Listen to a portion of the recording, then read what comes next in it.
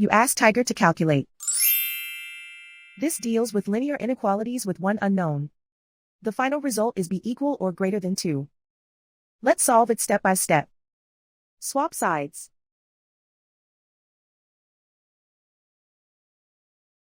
Group all constants on the right side of the inequality. Subtract 4 from both sides.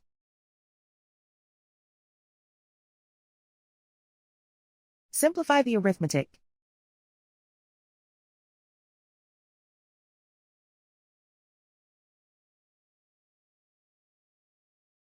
Isolate the b. Divide both sides by 7.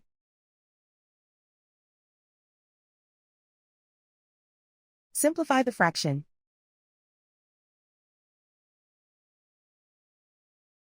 Find the greatest common factor of the numerator and denominator.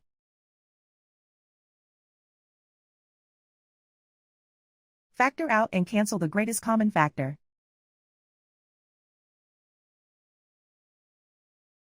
Plot the solution on a coordinate grid.